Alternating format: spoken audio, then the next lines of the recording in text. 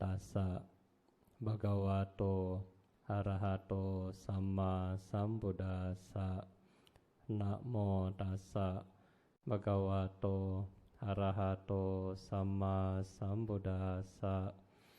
Namo tassa bhagavato arahato samma sambuddhassa. Kalena dhamma sakacca kalena dhamma sawanang etang manggalang mutamang. Di Ibu bapak dan saudara-saudari sekalian, Sukihotu, Namo Buddhaya. Nah, pada hari ini kita ketemu lagi dalam rangka memperingati Hari Trisuci Waisak.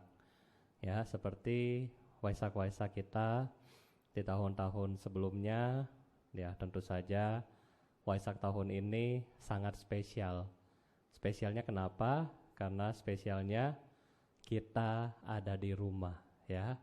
Kita tidak ketemu langsung, tetapi kita bertatap muka melalui video ini, ya. Nah, Waisak yang sudah sering kita tahu Bapak Ibu bahwa Waisak terdiri dari 3 peristiwa.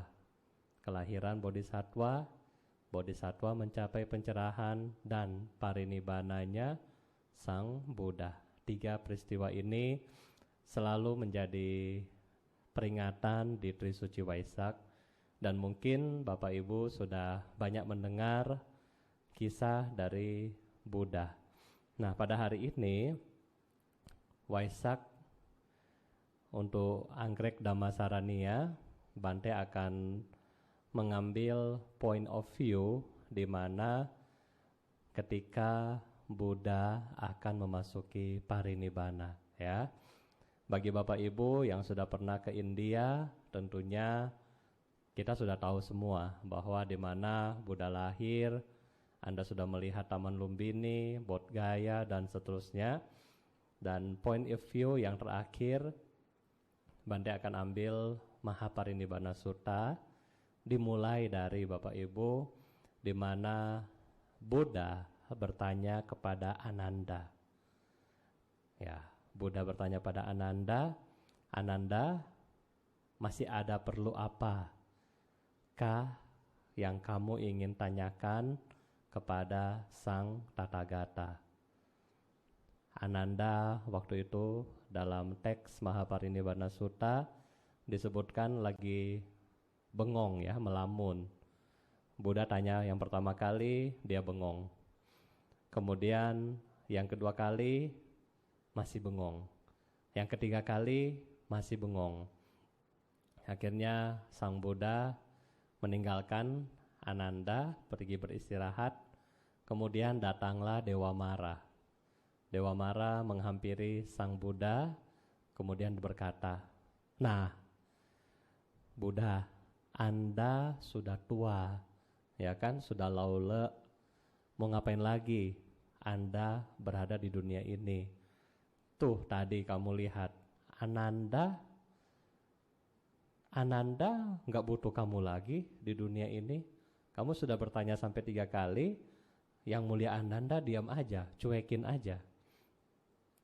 Akhirnya Mara mulai memberitahukan Sang Buddha bahwa udah saatnya Anda parinibbana.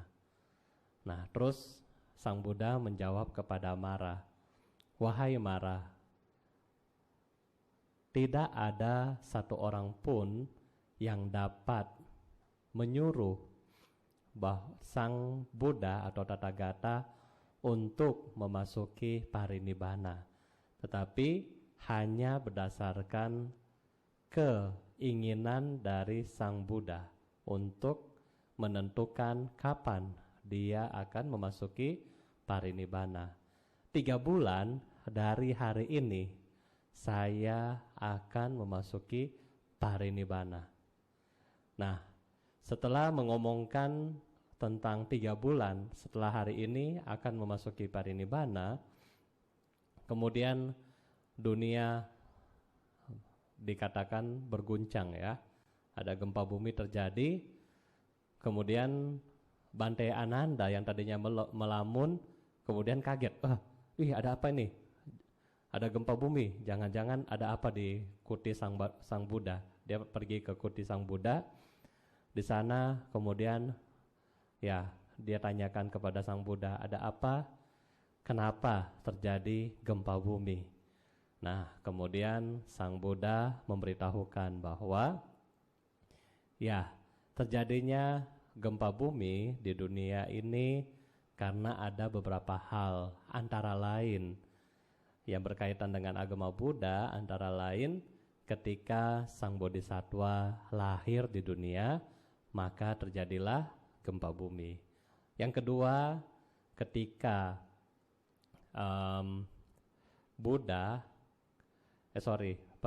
Pertapa Siddhartha mencapai pencerahan, ya, bodhisattva mencapai pencerahan, maka terjadilah gempa bumi. Terus ketika Buddha pertama kali membabarkan Dhammacakka Pavattana Sutta, juga terjadilah gempa bumi. Berikutnya ketika Sang Bhagawa parinibbana juga bisa gempa bumi. Dan ketika Buddha mengumumkan untuk akan parinibbana. Nah, terus Ananda tanya, nah yang tadi kenapa? Yang tadi saya baru mengumumkan untuk memasuki parinibbana. Nah, di situ Ananda kaget, kapan? 3 bulan dari hari ini. Setelah mendengar kata 3 bulan dari hari ini, Yang Mulia Bante Ananda sangat sedih. Sangat sedih Bapak Ibu. Anda bayangkan posisi kita seperti Bante Ananda.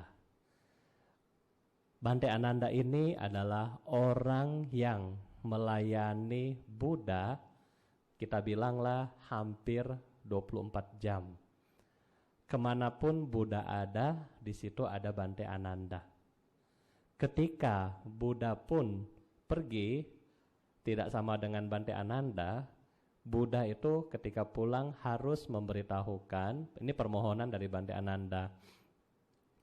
Permohonannya ketika beliau pergi tanpa Bante Ananda, maka ketika pulang khotbah yang disampaikan harus diceritakan secara private kepada Bante Ananda. Nah, seperti posisi Bante Ananda, seperti kita saat ini, misalnya kita yang merawat orang tua kita yang sedang sakit, dan setiap hari kita bersama orang tua, orang yang sangat kita cintai, yang sangat kita sayangi, yang setiap hari kita layani, kemudian berkata kepada kita, 3 bulan dari hari ini saya akan meninggal. Apa yang terjadi? Kita akan syok. Waduh, kita akan kehilangan, merasa sangat-sangat kehilangan. Ini yang terjadi sama Bante Ananda. Beliau juga sangat-sangat kehilangan. Karena yang selama ini guru yang beliau layani, yang beliau sangat hormati, yang menjadi teladan bagi dia akan memasuki parinibbana. Dan yang kedua, semua murid sudah mencapai tingkat arahat. Ananda sendiri belum mencapai tingkat arahat. Dia sendiri belum mencapai tingkat arahat. Ini adalah sedih yang kedua, sehingga sangat wajar kalau dia sedih. Nah,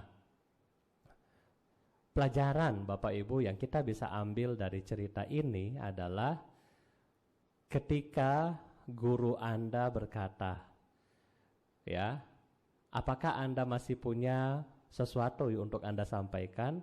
Sebagai murid kita harus respons, ya. Sebagai murid yang baik kita harus respons. Karena kadang-kadang ketika sang guru bertanya dan kita nggak respons, maka dianggap, oh ya udah, murid saya sudah ngerti semuanya. Murid saya sudah cukup mendapatkan ajaran dari kita. Nah, oleh karena itu, yang pertama kita harus respons. Termasuk ketika habis ceramah, ya kadang-kadang di wihara ditanyakan, ayo umat-umat, siapa yang mau bertanya? Umat Buddha kita bagaimana responsnya? Dia majakan pura-pura meditasi. Padahal kalau disuruh meditasi beneran, wah, umat Buddha kita nomor 1. Semua kalau Bante nih ya, kalau Bante Dhamma Buddha bilang, ayo umat-umat kita meditasi, nomor 1. Semua jawabnya mau. Benar, mau. Mau pulang, mau ke toilet, mau kabur ya. Ya. Jadi ketika guru bertanya kepada Anda harus respons. Ini yang pertama. Yang kedua, please jangan bengong. Ketika Anda bersama dengan guru maupun ketika Anda bersama dengan orang tua, ketika Anda bersama dengan teman Anda yang sedang ngobrol, please jangan bengong. Seperti Bante Ananda, ketika Buddha bertanya, apa yang dia lakukan? Diam, bengong. Ya. Nah, kalau kita seperti tadi, berarti yang pertama kita dipengaruhi. Pikiran atau kesadaran kita berarti nggak ada di tempat saat itu. Karena kita bengong. Kira-kira Bapak Ibu bagus nggak ketika orang yang lebih tinggi levelnya bertanya kepada Anda terus Anda bengong? Ya, tentunya nggak bagus ya. Makanya bengong ini disebabkan juga banyak hal, antara lain moha. Nah, zaman sekarang kita yang belum punya sati sampajana, kesadaran yang begitu kuat, kita sendiri juga dipengaruhi oleh delusi-delusi dalam pikiran kita. Sudah kena delusi, kita sendiri tidak punya konsentrasi yang kuat. Ya, sudah nggak kuat konsentrasinya pun saat yang sama Anda pun misalnya lagi ngapain? Ada yang ketika ngobrol sama temennya, ada yang sedang chatting. Sehingga temannya sudah nangis-nangis bombay, dia malah ketawa. Karena dia lagi lihat WA yang lucu, temannya ternyata lagi curhat. Nah itu. Jadi ketika kita lagi sedang berbicara, ada etikanya saling mendengar, saling memperhatikan. Ya, jadi jangan bengong. Ya, ini yang kedua, poin yang kedua. Nah, dari 2 poin ini, kemudian dalam aliran Vajrayana Tibetan, mereka sering Bapak Ibu, setiap ada guru, sebelum guru itu memberikan dhamma, mereka akan memberikan yang namanya long life prayer atau doa umur panjang, di mana mereka akan memohon kepada guru untuk tetap tinggal di samsara ini demi membawa manfaat bagi semua makhluk. Nah, kenapa ada doa ini?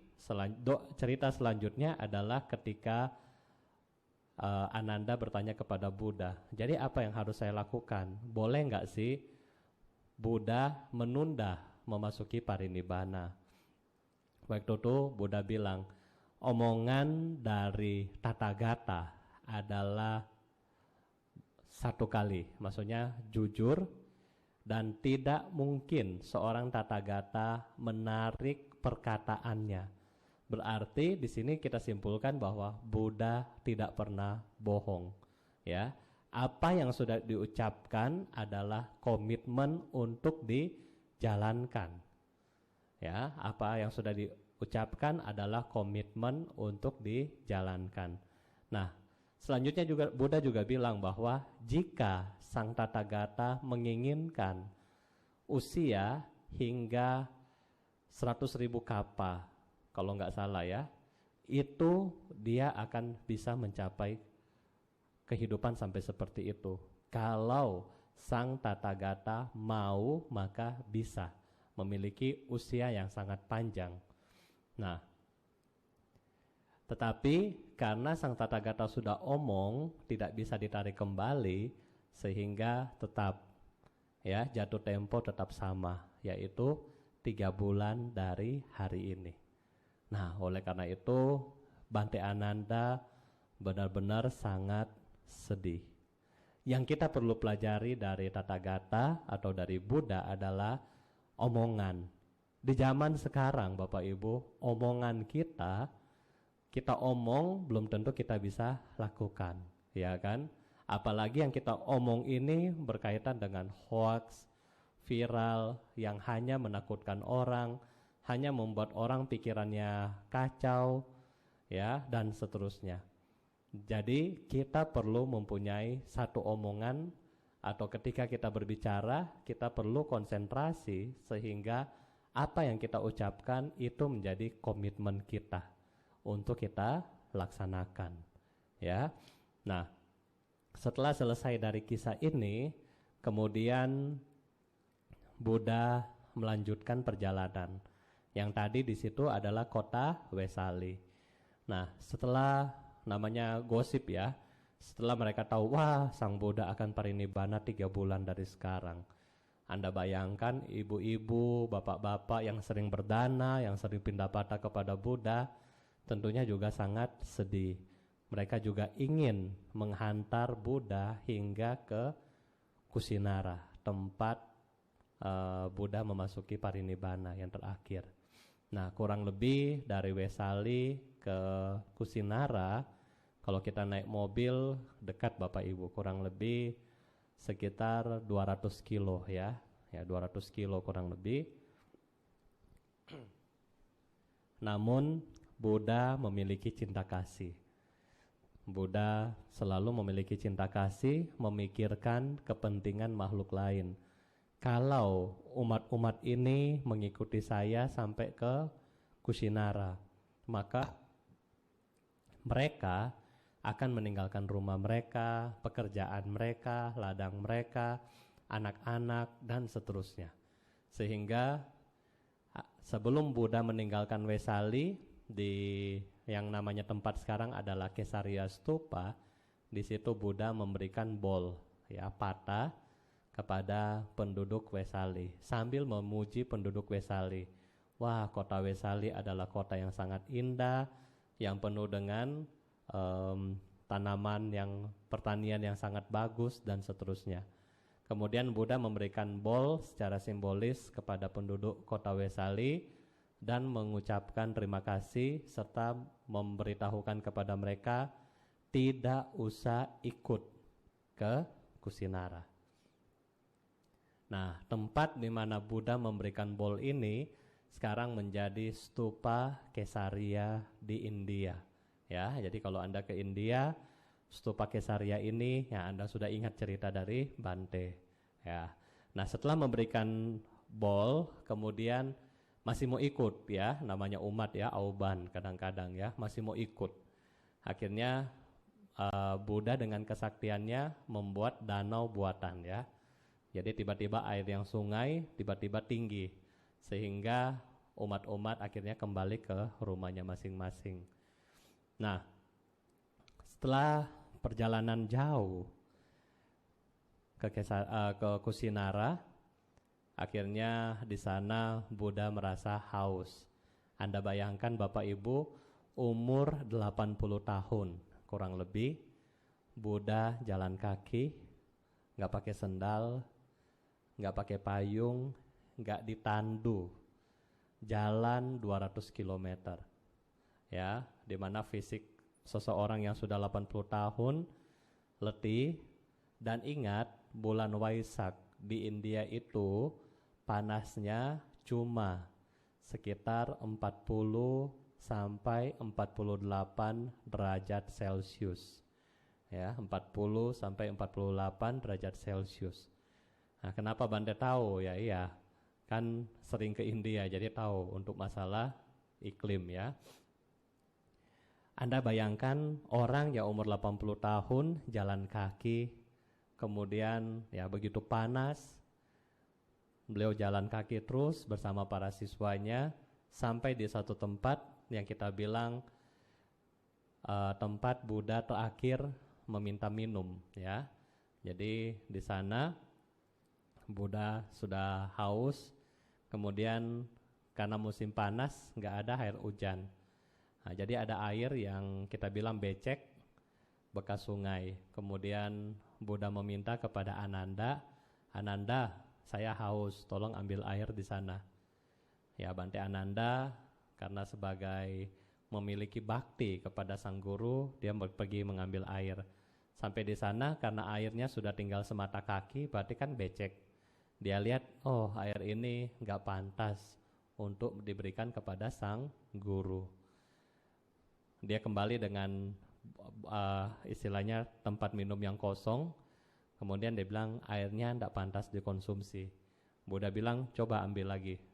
Ambil lagi yang kedua, dia lihat airnya belum. Akhirnya Buddha bilang yang ketiga masih mau minum, ambil lagi. Sampai di sana dengan bantuan para dewa air itu menjadi bersih. Nah, kemudian Buddha minum terakhir di tempat itu. Nah, tempat ini sekarang disebutkan Mata Kunda Wihar ya. Di sana masih ada stupa. Kalau Anda ke Kusinara, Anda bisa singgah di tempat sini. Tempat Buddha minum sebelum memasuki parinibbana. Nah, setelah dari tempat ini, kemudian Buddha berjalan menuju tempat yang namanya di bawah pohon apa? Sala ya. Jadi di bawah pohon sala kembar. Sebelum Buddha memilih Kusinara, Yang Mulia Bante Ananda juga sempat bertanya, kenapa Buddha mau memilih Kusinara? Kusinara adalah nama kita yang sekarang. Terus Buddha ingat bahwa ya Kusinara adalah memang sekarang adalah kampung ya. Tetapi di zaman-zaman dulu ya, di zaman-zaman dulu, di zaman Buddha sebelumnya, Kusinara bernama Kusawati. Kusawati ini adalah sebuah negara yang sangat makmur. Bahkan pintu gerbangnya adalah 7 lapis. Masing-masing pintu gerbang itu terbuat dari batu-batu mulia, batu pirus, batu kristal dan seterusnya ya, batu lapis lazuli dan seterusnya. Itu adalah Kusinara di masa Buddha sebelumnya. Nah, oleh karena itu Buddha bilang Kusinara sering menjadi tempat kremasi dari Buddha-Buddha. Ya, jadi dipilihlah tempat ini sebagai tempat kremasi. Tempat Buddha mencapai parinibbana di tempat ini. Nah, setelah itu kemudian saat beliau akan memasuki parinibbana, kemudian datanglah satu orang pertapa yang bernama Subhada. Subhada datang kepada Buddha, kemudian bertanya. Subhada adalah pertapa bukan biku ya, pertapa dari aliran yang lain. Ketika Subhada datang kepada Buddha, Bante Ananda juga, udah, jangan di sini. Kamu tahu nggak sih, guru saya sudah sudah payah mau meditasi, udah capek. Kamu jangan dekat-dekat, jangan banyak tanya lagi. Tetapi dengan welas asih Buddha, Buddha bilang kepada Ananda, enggak apa-apa, persilahkan Subhada masuk. Akhirnya Subhada ini masuk, kemudian bertanya kepada Buddha, Buddha, saya sudah mencari banyak sekali pelajaran. Saya sudah berguru dari bermacam-macam guru. Pertanyaan saya adalah, ajaran mana yang harus saya ikutin sehingga bisa terbebaskan dari penderitaan saya? Terus yang Sang Buddha menjelaskan, wahai Subhada, jika dalam satu sistem ajaran terdapat 4 kesunyataan mulia dan di dalamnya terdapat jalan mulia berunsur 8, maka kamu bisa mencapai pembebasan di situ. Tetapi jika dalam satu ajaran agama tidak memiliki 4 kesunyataan mulia dan jalan mulia berunsur 8, maka mustahil para siswa bisa mencapai tingkat pencerahan. Dan dalam Dhamma Winaya yang saya ajarkan, terdapat 4 kesunyataan mulia dan jalan mulia berunsur 8, sehingga para siswa bisa mencapai tingkat kesucian pertama, kedua, ketiga, keempat, Sotapanna, Sakadagami, Anagami, dan Arahat. Nah, setelah berkonsultasi dengan Buddha, kemudian beliau yakin kepada Buddha dan ditabiskan menjadi Ehibiku Upasampada. Ya, dia langsung ditabiskan menjadi biku. Setelah menjadi biku, cepat-cepat Bapak Ibu, Subhada pergi terus melatih diri dia. Dan setelah melatih diri dia, Subhada langsung mencapai tingkat arahat. Nah, setelah Subhada pergi, kemudian Sang Buddha memasuki parinibbana, di mana ya kita tahu bahwa para biku yang datang saat itu, mereka yang belum mencapai kesucian, mereka menangis. Para dewa yang belum mencapai kesucian juga menangis. Tetapi para dewa dan biku yang telah mencapai tingkat kesucian, mereka melihat bahwa segala sesuatu tidak kekal adanya. Oleh karena itu, inilah yang Bante bisa sharing kepada Anda dalam rangka Waisak hari ini. Nah, kita lihat setelah dalam hal parinibbana, kita melihat dari sisi Subhada. Subhada yang setelah menerima ajaran Buddha, apa yang terjadi? Punya keyakinan dan langsung praktek. Ya, punya keyakinan dan langsung praktek. Dan setelah itu hebatnya, langsung mencapai tingkat kesucian. Bapak Ibu, kita sudah berapa kali Waisak? Kita sudah berapa kali mengetahui Buddha parinibbana?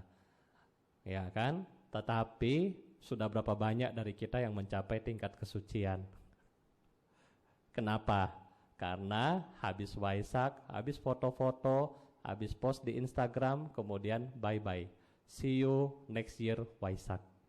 Ya kan? Tidak ada perenungan, tidak ada praktek setelah itu. Itu yang kekurangan dari kita. Beda dengan Subhada. Subhada begitu menemukan ajaran bagaikan emas, langsung dapat ajaran, langsung dipraktekkan. Kita, ya kan, Waisak, wah rame-rame, foto-foto, nyanyi, ya kan, nyanyi sana sini, selfie-nya kebanyakan, habis itu post di Facebook, habis Waisak, acara selesai, ya udah, back to nature. Tidak ada perenungan di situ, tidak ada tekad untuk mencapai kesucian di situ, tidak ada tekad untuk mempraktekkan Dhamma di situ, tidak punya keyakinan yang penuh terhadap Dhamma di situ. Oleh karena itu, wajar kalau kita sampai hari ini selalu merasa ya Waisak itu cuman peringatan. Waisak itu hanya perayaan. Yang penting gua Buddhis 1 tahun sekali mesti Waisak. That's it. Ya, padahal esensi dari Waisak bukan cuma itu Bapak Ibu. Bukan cuma itu. Oleh karena itu, Bante secara pribadi mengajak Anda, ayo kita punya pola pikir seperti Subhada. At least, walaupun kita sudah terakhir, bukan berarti orang yang terakhir itu adalah orang yang gagal, bukan. Tetapi dalam ajaran Buddha, siapapun yang mau berusaha, maka dia bisa mencapai tingkat kesucian. Nah sekarang, cara berusaha ini adalah bagaimana Bapak Ibu? Buddha membabarkan tadi adalah 4 kesunyataan mulia. Bante selalu analogikan 4 kesunyataan mulia ini seperti kita yang sakit perut. Ini mungkin seringkali Anda sudah dengar dari saya. Bante nggak tahu, masih ingat atau sudah lupa. Ini Bante ulang lagi ya. Contoh, kita sudah lagi, saya orang Manado, saya suka makan rica, ya kan? Akhirnya makan rica banyak-banyak, kemudian sakit perut. Ketika Bante pergi dokter akan bertanya kepada saya, sakit apa Bante? Oh, sakit perut. Gara-gara apa? Makan rica. Terus sudah berapa kali dan seterusnya. Akhirnya setelah dari dokter, Bante dikasih obat. Dikasih obat, bawa pulang ke wihara. Ada 3 pilihan bagi saya. Ya kan, ada 3 pilihan bagi saya, yaitu pilihan apa? Pilihan A, obatnya nggak mau minum. Ya dong, ngapain sih minum obat? Terus ricanya enak masih dimakan. Menurut Bapak Ibu, bisa sembuh apa tidak? Ricanya masih dimakan, obatnya nggak diminum. Bisa sembuh? Nggak bisa. Pilihan yang kedua bagi saya adalah ricanya saya makan, enakan, tetapi obatnya ya sudah bayar, makan juga. Bisa sembuh? So-so, nggak tahu ya. Karena rica masih makan, obat juga dimakan, bareng makannya. Pilihan yang ketiga adalah obatnya kita makan, ricanya kita stop. Jadi ada 3 pilihan. Nah, menurut Bapak Ibu, pilihan mana yang paling cepat sembuh? Tentunya pilihan yang C, yaitu obatnya dimakan, ricanya di stop. Bapak Ibu sama dengan kita hari ini. Ya, apa yang Buddha ajarkan kepada kita adalah sama dengan ketika kita pergi dokter. Mau tahu kenapa? Inilah duka, inilah sakit perut. Sebab dari duka, gara-gara makan rica. Lenyapnya duka, stop makan rica. Jalan menuju lenyapnya duka, minum obat. So, pencerahan ada di tangan siapa kira-kira? Apakah pencerahan itu ada di tangan Tuhan? Atau pencerahan itu ada di tangan Buddha? Atau pencerahan itu ada di tangan saya dan Anda yang mau minum obat dan stop makan rica? Jadi pencerahan itu ada di tangan kita sendiri. Oleh karena itu kita sendiri yang menentukan suci atau tidak sucinya diri kita. Ya, dalam Waisak ini Bante mengingatkan Anda tentang pentingnya kita praktek. Ya, jangan terlalu banyak teori boleh, tetapi praktek juga harus. Ya. Dan terakhir, dalam Parinibbana Sutta Buddha menjelaskan, dalam ajaran saya mengandung 4 kesunyataan mulia dan jalan mulia berunsur 8, sehingga para siswa bisa mencapai tingkat kesucian pertama, kedua, ketiga, keempat. Berarti Bapak Ibu, dalam agama Buddha terdapat digaransi oleh Buddha karena ada 4 kesunyataan mulia, sehingga saya dan Anda bisa mencapai tingkat kesucian. Jadi tidak ada nibbana selain Buddha Dhamma. Ini yang harus kita ingat. Oleh karena itu, ayo kita tetap semangat. Walaupun Anda tetap di rumah, walaupun Anda mungkin bosan di rumah, gak apa-apa. Tetapi kita harus semangat karena apa? Karena kita beragama Buddha, kita merayakan Waisak, dan kita bisa merayakan kemenangan kita ketika kita mencapai kesucian dengan cara mempraktekkan Dhamma yang sudah diajarkan. Mungkin ini yang bisa Bante sampaikan untuk perayaan Waisak di Anggrek Dhammasaraniya pada hari ini. Semoga Ibu dan Bapak senantiasa berbahagia, maju terus dalam Dhamma, maju terus dalam usaha, tetap semangat, dan semoga apa yang Anda cita-citakan dapat tercapai. Semoga dengan kebajikan ini semua makhluk hidup berbahagia. Sabe sata bawantu sukitata. Semoga semua makhluk hidup berbahagia. Sadu, sadu, sadu.